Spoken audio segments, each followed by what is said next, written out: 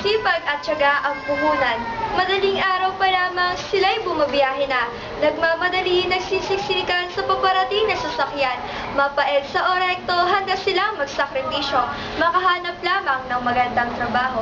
Ano pa't magagawa ng gobyerno?